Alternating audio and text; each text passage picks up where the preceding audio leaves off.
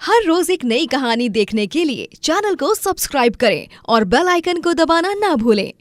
अनोखी की शादी राजवीर से होती है। ससुराल में सास बर्फी देवी और ससुर उदय रहते हैं। अनोखी हमेशा से ही खाना बनाने में बहुत माहिर होती है और तो और वो खाने के पदार्थों को अनोखे रूप से बनाने में एक्सपर्ट होती है। ससुराल में सभी उसके खाने की खूब तारीफ करते। वाह भाई वाह, क्या खाना बनाया है तुमने अनोखी बहू। देख लो राजीव की अम्मा, क्या स्वादिष्ट खाना पकाती है तुम्हारी बहू, तुमसे भी बढ़िया। हाँ अनोखी बहू, एकदम लाजवाब खाना पकाया है। क्या खीर बनाई है, मुझे मेरी दादी माँ की याद आ गई। वो भी इसी तरह की खीर बनाती थी, वो भी चूल्हे पर। आखिर बेबी किसकी है अम्मा? Thank you so much. आप तीनों को मेरा खाना पसंद आया, ये देखकर और जानकर मुझे बहुत खुशी हो रही है। ये लो अम्मा जी, और खीर लो और पूरी भी खाओ। आपके और पापा की सेहत को ध्यान में रखते हुए तेल कम डाला है। ये लो अनोखी बहू, तुम्हारा शगुन। जुग जुग जियो और सदा सुहागन रहो। ये लो, मेरी तरफ से भी शगुन रख लो। उदय और बर्फी देवी दोनों ही अनोखी को नेक देते हैं और अनोखी उनके पैर छूकर आशीर्वाद लेती है। अनोखी और राजवीर दोनों का शादीशुदा रिश्ता भी अच्छा चल रहा होता है। एक रात 2 बजे। बहू, मुझे ना पिज्जा खाने का बहुत ही मन कर रहा है। अरे बौरा गया हो का? रात के 2 बजे आपके स्वर्गवासी पिताजी ने कोई पिज्जा शॉप खुला रखा होगा क्या? अनोखी, मन तो मेरा भी बहुत कर रहा है पिज्जा खाने का, लेकिन अब रात के 2 बजे पिज्जा कहाँ से लाया जाए? तुम्हें कोई 24/7 ओपन रहने वाला पिज्जा शॉप पता है क्या हमारी कॉलोनी में? नहीं राजवीर, ऐसा तो कोई पिज्जा शॉप नहीं है, लेकिन मेरे पास इसका अनोखा जुगाड़ है। मतलब? मुझे बस 10 मिनट दीजिए पापा जी, मैं अभी आई। अनोखी किचन में जाकर बचे हुए पराठों के ऊपर सब्जी, चीज, मेयोनीज और बाकी चीजों को अप्लाई करके टॉपिंग बनाती है और उन पराठों को अवन में फटाफट गर्म करके उदय और राजवीर को परोसती है। ये रहा पिज्जा पराठा। पिज्जा पराठा? ये क्या है अनोखी बहू? हाँ अनोखी, पिज्जा और पराठा ये दोनों तो 2 अलग अलग डिशेस है ना। राजवीर, पापा जी, पिज्जा पराठा मतलब मैंने बचे हुए पराठों पर पिज्जा की टॉपिंग डाली है और उसे अवन में गर्म करके आप दोनों को परोस दिया। सिंपल। पिज्जा के बेस की जगह पराठे को पिज्जा बेस बना दिया। खाकर देखिए और बताइए कैसा बना है। राजवीर और उदय पिज्जा पराठा को खाते हैं और उसे खाने के बाद उन दोनों को वो बहुत ही ज्यादा पसंद आता है, अच्छा लगता है। अरे वाह अनोखी बहू, तुम्हारा ये अनोखा पिज्जा पराठा आविष्कार तो एकदम गजब है। हाँ अनोखी, ये पिज्जा पराठा तो नॉर्मल वाले पिज्जा से भी बहुत ज्यादा टेस्टी है। पिज्जा बेस की जगह पराठे ने ले ली and paratha rocks. It's super amazing, I just loved it. अच्छा जी, तो मैं भी चख के जरा देखूं आखिर कैसा है ये पिज्जा पराठा। व्हाई नॉट अम्मा जी, ये लो ना, खाओ आप भी। बर्फी देवी भी पिज्जा पराठा को खाती है और उसे भी बहुत ज्यादा मजा आता है। हाय हाय हाय हाय, गजब गजब गजब, क्या कमाल का पिज्जा पराठा है। मैं तो और खाऊंगी। हाँ, आप सब खाइए, मैं और भी बनाकर लाती हूँ। बहू, इस बार ना चीज थोड़ा ज्यादा डालना। चीज 4 चांद लगा रहा है पराठे के साथ। ओके पापा जी। और हाँ अनोखी, मुझे कल टिफिन में भी पिज्जा पराठा ही देना। ऑफिस में अपने दोस्तों के साथ खाऊंगा, वो भी कोक के साथ। ठीक है राजवीर, दे दूंगी। अनोखी रसोई में जाकर और भी पिज्जा पराठा बनाती है और सभी को परोसती है और पूरा परिवार मजे से पिज्जा पराठा खाते हुए आनंद उठाता है। अगले दिन जब अनोखी राजवीर को टिफिन में भी पिज्जा पराठा देती है, तब उसे खाकर राजवीर के दोस्त भी पिज्जा पराठा के दीवाने हो जाते हैं। सब कुशल मंगल चल रहा होता है, लेकिन एक दिन बाजार में अनोखी को उसकी सहेली गुनगुन मिलती है। अनोखी, तेरे और राजवीर के बीच सब कुछ ठीक तो है ना? हाँ गुनगुन, लेकिन तू ऐसा क्यों कह रही है? अजीब बात है, अगर तेरे और उसके बीच सब कुछ ठीक है तो फिर वो हमारी कॉलोनी में एक औरत के साथ कैसे रहता है? हाँ, मतलब वो औरत खुद को उसकी बीवी मानती है, 2 महीने पहले ही उन दोनों ने शादी की है। मुझे लगा कि तेरे और राजवीर के बीच सब खत्म हो गया है, इसीलिए उसने दूसरी शादी की होगी। राजवीर की दूसरी शादी की खबर सुनकर मानो अनोखी के पैरों तले जमीन खिसक जाती है। क्या? ऐसा ऐसा कैसे कर सकते हैं राजवीर? मेरे साथ ऐसा? गुनगुन, क्या तू मुझे उस घर तक ले जा सकती है? हाँ हाँ अनोखी, चल, अपने आप को संभाल। गुनगुन और अनोखी ऑटो रिक्शा में सवार होकर उस घर तक पहुंचते हैं और खिड़की में से ही अनोखी देखती है कि राजवीर उस औरत को गले से लगा रहा है और दोनों घर के अंदर एक दूसरे के करीब आ रहे हैं। राजवीर की नजर अचानक से खिड़की पर जाती है और वो अनोखी को देख लेता है और बाहर आकर कहता है, अनोखी, अनोखी, जैसा तुम समझ रही हो वैसा कुछ भी नहीं है। मेरी बात सुनो अनोखी, अनोखी। अनोखी राजवीर को एक जोरदार थप्पड़ लगाती है और रोते हुए उस पर गुस्से से चिल्लाती है, shut up, just shut up Rajveer, अब मैं तुम्हारे साथ एक पल के लिए भी नहीं रह सकती। I want divorce. अनोखी और राजवीर का कुछ महीनों बाद डिवोर्स हो जाता है।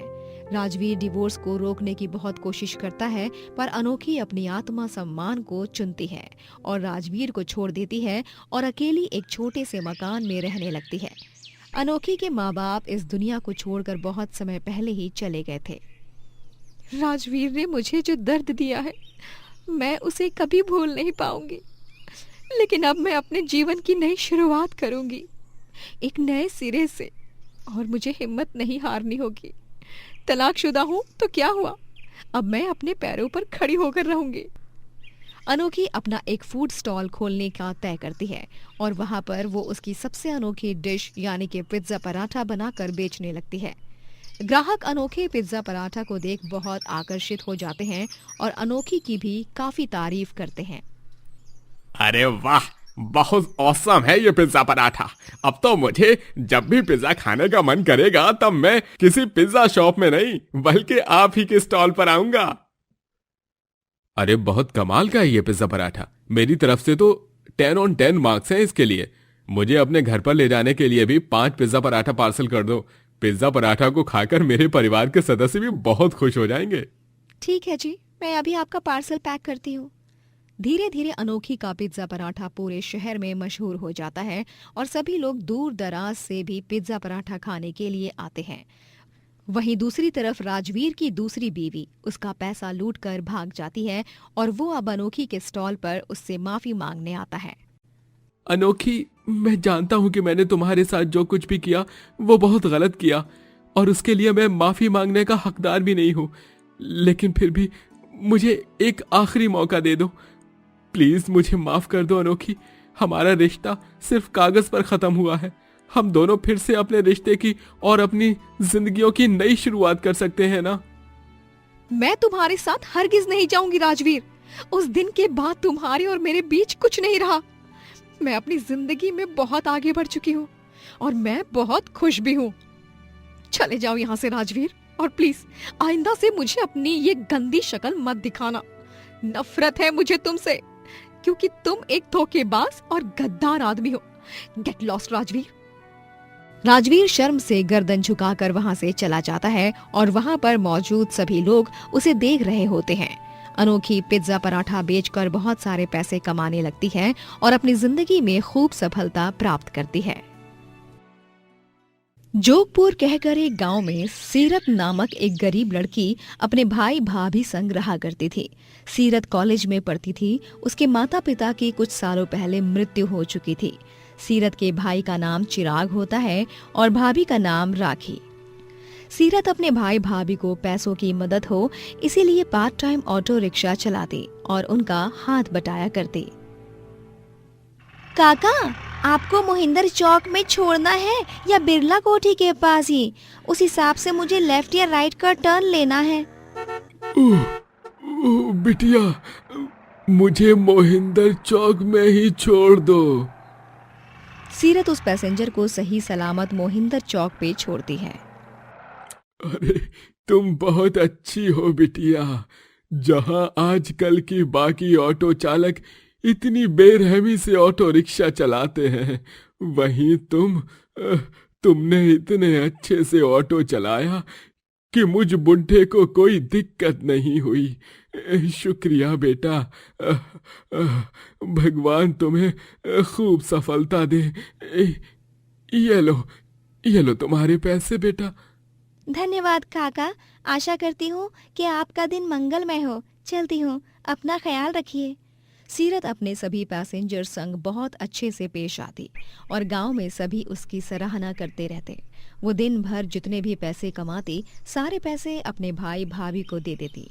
उसकी भाभी राखी स्वभाव से थोड़ी बुरी और लालची होती है।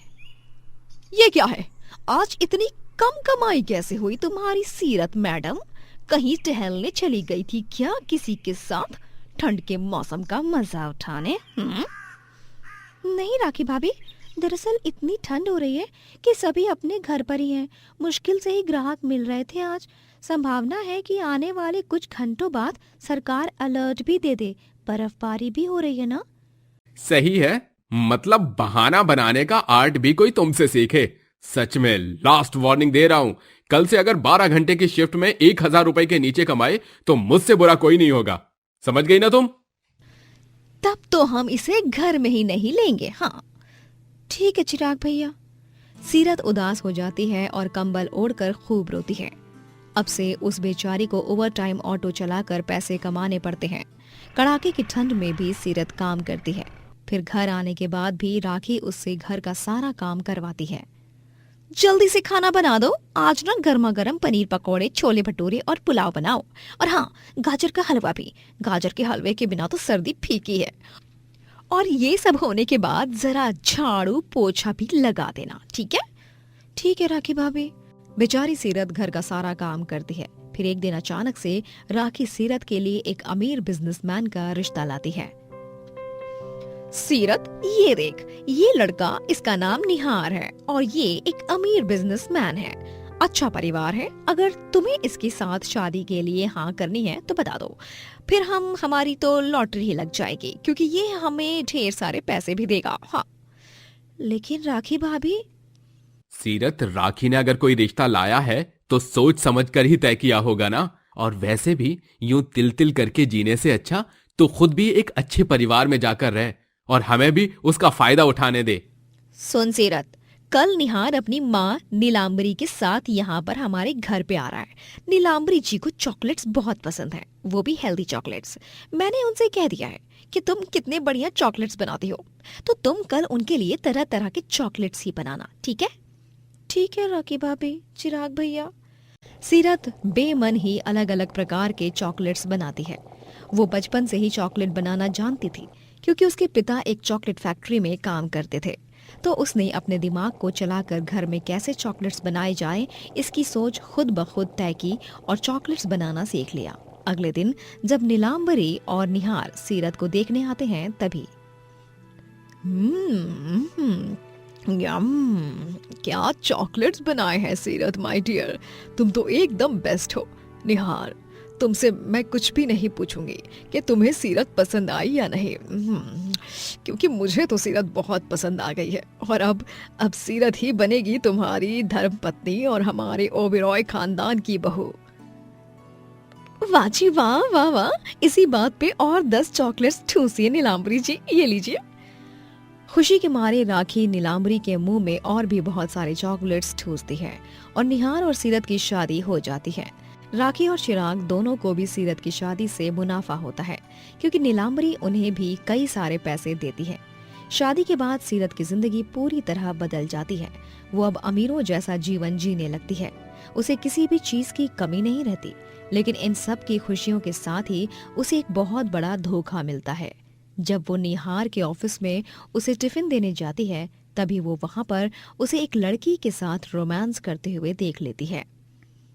इसका मतलब निहार जी, आपका और इस लड़की का शादी के पहले से ही अफेयर था? देखो सीरत, मैं तुम्हें सब कुछ समझाता हूँ। मैंने तुमसे शादी सिर्फ और सिर्फ मेरी मॉम की खुशी के लिए की, क्योंकि उन्हें तुम्हारी तरह एक नॉर्मल सभ्य संस्कारी लड़की पसंद है और मेरी गर्लफ्रेंड मॉडर्न जमाने की है, और हम दोनों के प्यार को मॉम और मेरी फैमिली वाले कभी एक्सेप्ट नहीं करेंगे। तो फिर आपने मुझे क्यों धोखा दिया? शादी से पहले ही बता देते ना मुझे सब कुछ, या फिर सारे आम इनकार कर देते शादी करने से। बस बहुत हुआ अब। मैं उन बाकी लड़कियों में से नहीं हूँ जो बेचारी अबला नारी बनेंगी और सब कुछ सहन कर लेंगी और चुप रह जाएंगी। I want divorce. मुझे तलाक चाहिए निहार ओबेरॉय। मैं अभी के अभी नीलांबरी जी को सारा सच बताने जा रही हूँ। सीरत, सीरत, सीरत रुको। सीरत, सीरत मेरी बात सुनो। मेरी बात तो सुनो। सीरत घर जाकर नीलांबरी को सारा सच बताती है और घर छोड़कर चली जाती है और अपने भाई भाभी के पास चली आती है। लेकिन तभी उसके भाई भाभी चिराग और राखी उसे घर में लेने से मना कर देते हैं। अरे बेवकूफ औरत, तुम्हारा दिमाग ठिकाने पर है क्या? तुम्हें पता भी है तुम इतनी सारी शान शौकत को छोड़कर यहाँ पर फिर से मुंह उठाकर आ गई? सीरत, क्या हुआ अगर निहार का किसी और के साथ अफेयर है? उसने तुम्हें तो किसी चीज की कमी नहीं खलने दी ना। तुमने तो अपनी सास नीलांबरी की खुशी के बारे में तक नहीं सोचा। मैंने जो कुछ भी किया है एकदम सही किया है। जिस रिश्ते में मेरा सम्मान नहीं, मैं उससे जबरदस्ती के बनावटी रिश्ते में नहीं रह सकती। वो एक पिंजरा है। आपकी नजरों में वो सोने का पिंजरा होगा, लेकिन मेरे लिए नहीं। राखी और चिराग सीरत को घर पर नहीं लेते क्योंकि अब उन्हें भी निहार से कोई फायदा नहीं मिलने वाला था। जब सीरत अपनी ऑटो चलाने के लिए तय करती है तो पता चलता है कि राखी ने उसकी ऑटो को भी बेच दिया है। अब सीरत बेचारी पूरी तरह बेसहारा हो चुकी थी। उसका कोई भी नहीं था और वो सड़क पर दर दर भटक रही थी। मेरी ऑटो भी राखी भाभी ने बेच दी। मुझे हर तरफ से सिर्फ और सिर्फ धोखा ही मिला और कुछ नहीं। अब मैं क्या करूं? कैसे अपने पैरों पर खड़ी रहूं फिर से? तभी चलते चलते उसे कई सारे ढाबे और ठेले नजर आते हैं और उनसे प्रेरणा लेकर वो भी अपना एक ढाबा खोलने का सोचती है। और वो भी चॉकलेट ढाबा, जहां पर सीरत तरह तरह के स्वादिष्ट चॉकलेट्स बनाती है और उन्हें बेचती है। आए हाय हाय हाय हाय, आए इस चॉकलेट को खाकर तो मजा ही आ गया। सीरत जी, ऐसा कौन सा जादुई इंग्रेडिएंट मिलाया है आपने इसमें? अरे सच में महंगे महंगे चॉकलेट की भी इतनी अच्छी टेस्ट नहीं होती जितनी कि आपके चॉकलेट्स में है। Thank you. सीरत खूब मेहनत करके अपना चॉकलेट ढाबा चलाती है और उसकी बहुत तरक्की भी होती है। 6 महीनों के कोर्ट पीरियड के बाद सीरत और निहार का तलाक भी हो जाता है और सीरत आगे चलकर अपनी खुद की चॉकलेट कंपनी खोलती है और अपने जीवन में खूब सफलता प्राप्त करती है। राधिका जब 2 साल की थी तभी ही उसके माता पिता उसे इस दुनिया से छोड़कर चले गए थे, जिसके बाद राधिका अपने चाचा और चाची के पास ही रहने लगी। राधिका की चाची और चाचा उसे एक नौकरानी की तरह रखते और उससे काम करवाकर उसे घर में रहने की जगह देते। अरे ओ करमचली, अभी तक खाना नहीं मिला है मुझे। जल्दी से खाना बना और हाँ, आज पापड़ भी तलना। और खाना खाने के बाद मेरे पैरों की मालिश भी कर देना। जी चाची जी। जी चाची जी। चाची और चाचा दोनों ही राधिका पर बहुत अत्याचार करते। राधिका की अब शादी की उम्र हो चुकी थी। चाचा और चाची दोनों ही उसके लिए एक अमीर घराने का रिश्ता लाते हैं। राधिका, वक्त आ गया है तेरी शादी की शहनाई बजने का।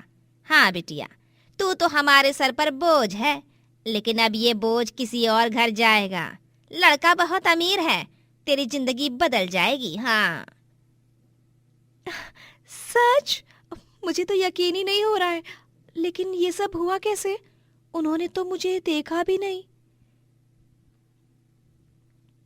राधिका अब अपनी शादी की बात को लेकर बहुत खुश थी। वो रसोई में गुनगुनाते हुए खाना पका रही होती है, तभी उसके मन में एक ख्याल आता है। लेकिन चाची जी और चाचा जी दोनों ही मुझसे इतनी नफरत करते हैं, मेरे साथ नौकरानी की तरह पेश आते हैं। फिर अचानक से यूं मुझे एक अमीर घराने की बहू बनाने का फैसला। मुझे कुछ समझ नहीं आ रहा। कहीं कोई नहीं, मैं कुछ ज्यादा ही सोच रही हूँ। राधिका की शादी अनुज से हो जाती है और वो अब एक बड़े घराने की बहू बन जाती है।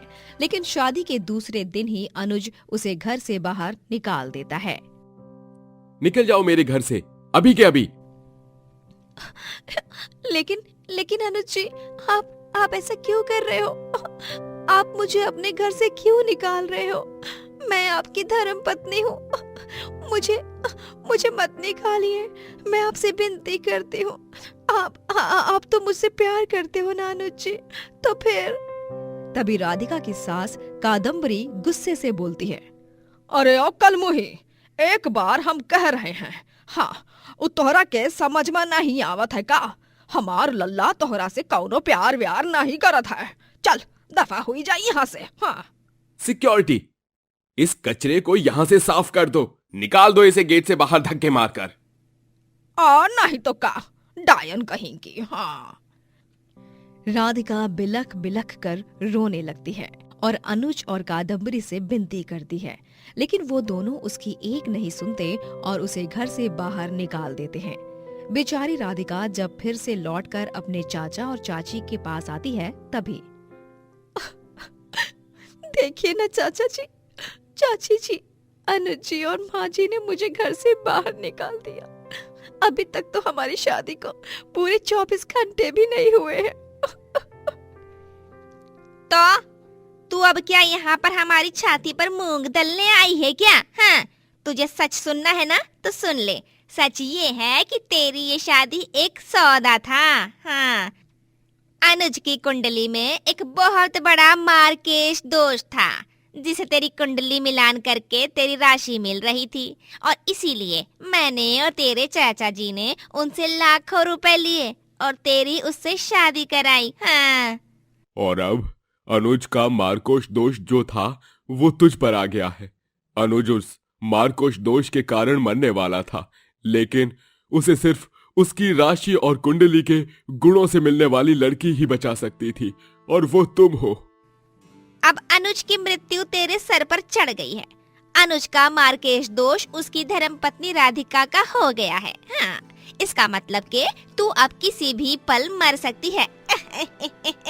हमें क्या, हम तो लखपति बन ही गए हैं।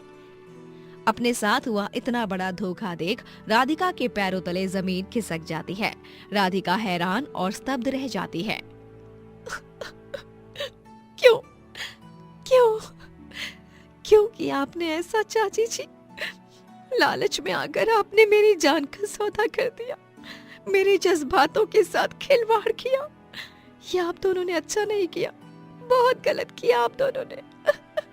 और आप दोनों की इस घिनौनी हरकत के लिए भगवान जी आप दोनों को कभी माफ नहीं करेंगे। अरे चल चल, दफा हो यहाँ से अपनी इस मनहूस सी शक्ल को लेकर। हम दोनों ने मिलकर तुझे बचपन से पाला पोसा है। हाँ। तो कोई एहसान नहीं किया मुझ पर? जितना आप दोनों ने मुझे खिलाया पिलाया भी नहीं होगा, उतना तो मैंने आप दोनों का काम किया है।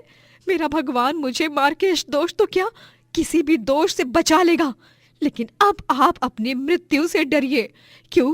क्योंकि पापों का घड़ा भरने में ज्यादा देर नहीं लगती। जो बोया है उसे काटना तो पड़ेगा ही। इतना कहकर राधिका वहां से चली जाती है। पहली रात तो वो कपकपाती हुई ठंड में सड़क पर ही बिताती है। फिर दूसरी रात उसे मंदिर में आसरा मिलता है। बेटी, अगर तुम मंदिर के लिए भोजन बनाओगी तो हम तुम्हें यहाँ रख सकते हैं। जी हाँ गुरुजी, मैं बहुत अच्छा खाना बनाती हूँ, मैं रह लूंगी यहाँ पे। राधिका मंदिर में खाना बनाती और उसी के प्रसाद के तौर पर सभी को बांटा जाता। सभी राधिका के हाथ के बने खाने की खूब तारीफ करते, लेकिन कुछ दिनों के बाद राधिका को उस मंदिर से बाहर फेंक दिया जाता है, और वो व्यक्ति होता है अनुज। ये मेरे पापा का मंदिर है, हम इस मंदिर के मालिक हैं, और मैं नहीं चाहता कि तुम जैसी पनौती का साया भी इस पर पड़े, इसलिए चली जाओ यहाँ से। राधिका अब गांव छोड़कर चली जाती है। वो अब कचरे बीनने लगती है और कबाड़ी वाले को वो कचरा बेचकर अपना जीवन यापन करती। वो ईंट पत्थर इकट्ठा करके खुद से ही एक छोटा सा मकान बनाती है। राधिका को कचरा बीनते हुए देख लोग उस पर बहुत हंसते। अरे ओ कचरे वाली, चल भाग ऐसे, आई बड़ी है नहीं तो। जी माफ कीजिएगा, माफ कीजिए। राधिका को सभी बहुत परेशान करने लगते हैं। राधिका कचरा बेच बेच कर रोजाना आधे पैसे घर में रखकर एक गुल्लक में जमा करती। बस अब और 4 से 5 महीनों तक मैं रोज़ाना इसे गुल्लक में पैसे डालूंगी तो आसानी से ज़्यादा पैसे इकट्ठा हो जाएंगे और फिर मैं अपना ठेला लगाऊंगी। मुझे बचपन से ही अच्छा खाना बनाना आता है और सभी को मेरे हाथ का बना खाना बहुत पसंद आता है। अब मेरे जीवन के कठिन हालातों के कारण मैं पढ़ लिख तो नहीं पाई, लेकिन एक खाना बनाना ही मेरी वो कला है जिसके बलबूते मैं पैसे कमा सकती हूँ। माता रानी मेरा साथ दीजिएगा। राधिका अपने घर में माता रानी की एक छोटी सी मूर्ति को रखकर उसकी हर सुबह शाम पूजा आराधना करती रहती। यूं ही 5 महीने बीत जाते हैं और राधिका ढेर सारे पैसे इकट्ठा कर लेती है। चलो, अब मेरे पास बहुत सारे पैसे इकट्ठा हो चुके हैं। अब मैं शहर जाकर अपना ठेला लगा सकती हूँ। कल सुबह की मेरी बस है, मुझे सुबह 5 बजे ही उठना होगा, इसीलिए अभी जल्दी सो जाती हूँ। राधिका सारे पैसों को अपने छोटे से संदूक में रख देती है और बत्ती बुझाकर सो जाती है। तभी आधी रात में एक चोर आकर उसके घर के पीछे के दरवाजे से अंदर घुसता है और उसके संदूक को चुराकर ले जा रहा होता है कि तभी अचानक से राधिका उठ जाती है और चिल्ला पड़ती है, रुक जाओ, मेरे पैसे! राधिका उस चोर के पास जाकर उससे अपना संदूक छीनने की कोशिश करती है, लेकिन वो चोर उसे चाकू दिखाता है। दूर रह, वरना तेरा गला काट दूंगा। ये सारे पैसे मुझे चुपचाप ले जाने दे, वरना मुझसे बुरा कोई नहीं होगा। मेरे पैसे मत चुराओ, मैं तुमसे हाथ जोड़कर विनती करती हूँ। मैंने कचरा बीन बीन कर इन पैसों को जोड़ रही थी, मुझे छोड़ दो। तभी अचानक से वहां पर पुलिस आ जाती है और उस चोर को गिरफ्तार करके ले जाती है। राधिका को पता चलता है कि उसके पड़ोसी राजू चाचा ने पुलिस को फोन मिलाकर फौरन बुलाया। राधिका राजू चाचा को धन्यवाद कहती है और अगली सुबह बस में बैठकर शहर आ जाती है, जहां पर वो अपना छोटा सा ठेला लगाकर खाना बनाकर बेचने लगती है। थोड़े ही समय में बहुत सारे ग्राहक आने लगते हैं। अरे वाह वाह, क्या बढ़िया खाना पकाया है। शहर के किसी भी रेस्टोरेंट में इतना स्वादिष्ट खाना नहीं खाया मैंने आज तक, जितना स्वादिष्ट ये ठेले वाला खाना है भाई। वाकई में, मुझे और एक प्लेट कढ़ाई पनीर और जीरा राइस पार्सल देना। जी, आपका बहुत बहुत धन्यवाद। राधिका अपने छोटे से ठेले से ही बहुत सारे पैसे कमाने लगती है और इसी तरह आगे चलकर वो शहर में अपना एक बड़ा सा रेस्टोरेंट चेन ओपन करती है और ढेर सारी सफलता प्राप्त करती है। मेरी इस दुनिया में अब कुछ नहीं रहा। मेरे पेट में पल रही नन्ही जान मुझे माफ कर देना, लेकिन ये दुनिया हमारे लिए नहीं है।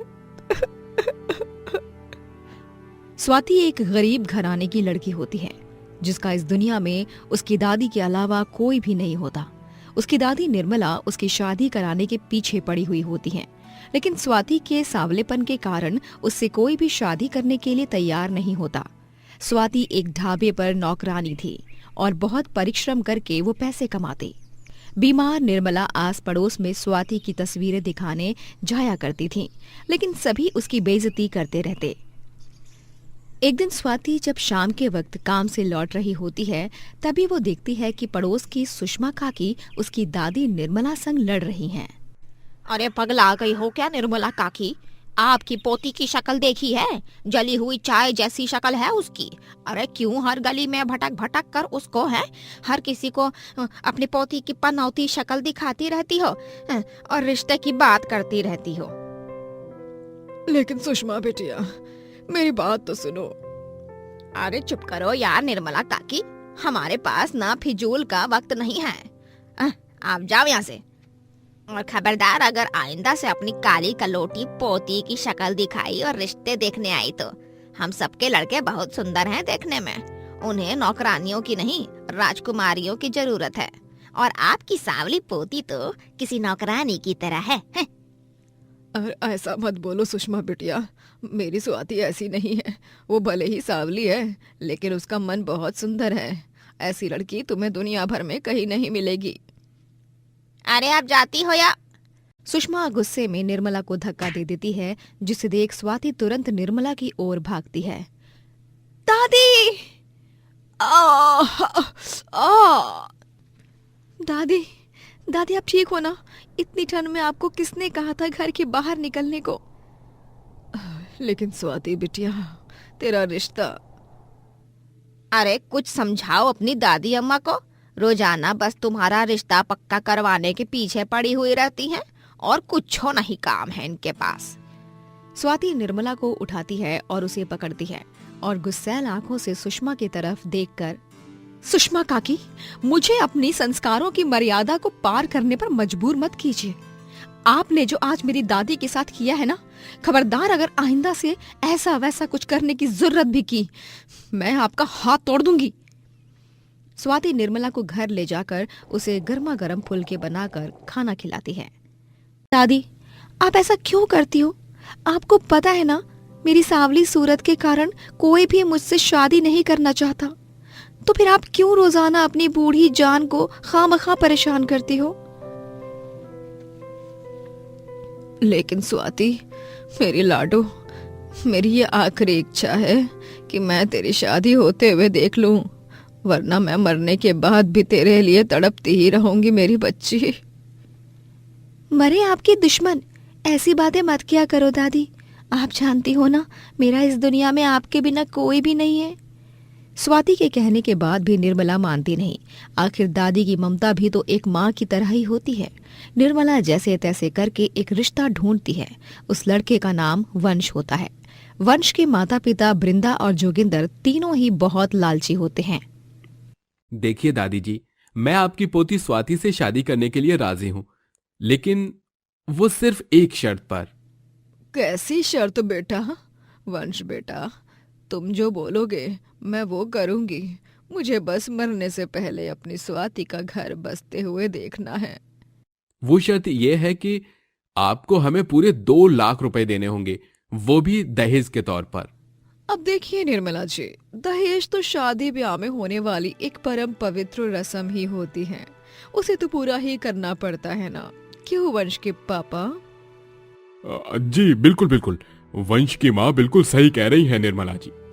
निर्मला थोड़ी चिंतित हो जाती है, लेकिन फिर वो रिश्ता पक्का कर देती है और वंश को 2 लाख रुपए दे देती है, जिसके बाद स्वाति को बहुत बुरा लगता है। दादी, मैं जानती हूँ कि वो पैसे आपने मेरे लिए, मेरे भविष्य के लिए ही जमा किए हुए थे, लेकिन इस तरह दहेज का साथ देना, इतनी बड़ी रकम से शादी पक्की करना, ये तो गलत है ना दादी? अरे कुछ गलत नहीं है बेटी, मैंने जो कुछ भी किया है तेरी खुशी के खातिर किया है, और खुशियों की कोई कीमत नहीं होती। स्वाति और वंश की शादी हो जाती है, लेकिन शादी के कुछ दिनों बाद ही निर्मला का देहांत हो जाता है, जिससे स्वाति पूरी तरह टूट जाती है। लेकिन अपनी गृहस्थी में उलझे रहने के कारण वो उन सब बातों को भूलकर आगे बढ़ जाती है। कुछ दिनों बाद स्वाति गर्भवती हो जाती है और वो ये खुशखबरी घर में सभी को बताने जा ही रही होती है कि तभी देखती है कि उसकी सास बृंदा किसी शादी के लिफाफे पर कुमकुम टीका लगा रही है। माँ जी, ये आप किसकी शादी का निमंत्रण पत्र उसके ऊपर टीका लगा रही हो? मोनिका संग वंश? मोनिका संग वंश? ये पढ़कर स्वाति हैरान रह जाती है। मोनिका? ये मोनिका कौन है माँ जी? ये सब क्या है? तूने बिल्कुल सही समझा है, जली हुई चाय की शक्ल वाली। ये मेरी और मेरी जान मोनिका की शादी का निमंत्रण पत्र है। इस घर में शादी की शहनाई बजने वाली है, और वो भी मेरे बेटे की। अरे तुझ जैसी सांवली लड़की से कौन शादी करेगा रे? इसलिए मैंने तुझे मोहल्ले वालों से दूरी रखा, ताकि किसी को पता न चले कि तू मेरी बीवी है। और तो और, मैंने तुझसे शादी सिर्फ दहेज लेने के लिए की थी, और बेअकल बुढ़ी दादी ने मुझे सारे पैसे दे दिए और खुद अपनी पोती का जीवन नर्क बनाकर खुद स्वर्गवासी हो गई।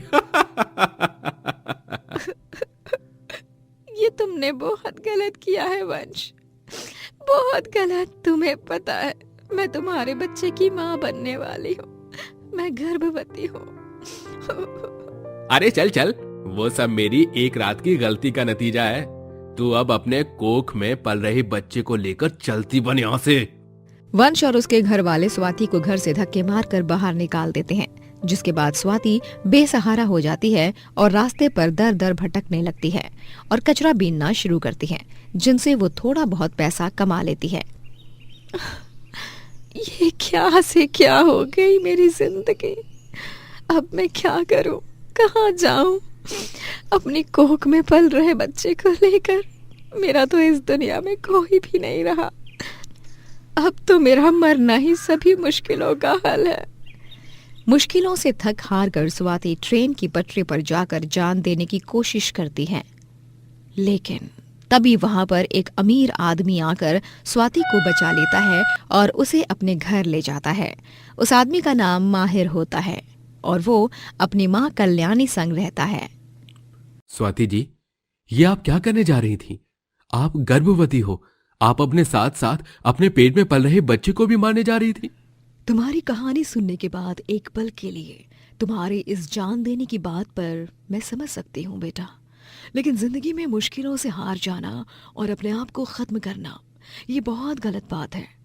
हमें हमेशा हिम्मत बनाए रखनी चाहिए और हर मुश्किल को मात देकर जीत हासिल करनी चाहिए।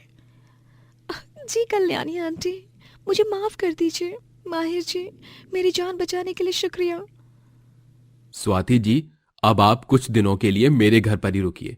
यहाँ नौकर चाकर हैं जो 24 घंटे आप पर नजर रखेंगे और मैं भी हर एक मिनट आपकी देखरेख करूंगा।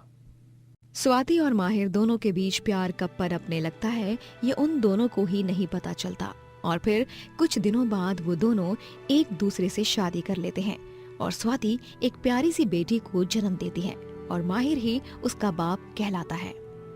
अले अले अले मेरी राजकुमारी, पापा की प्रिंसेस।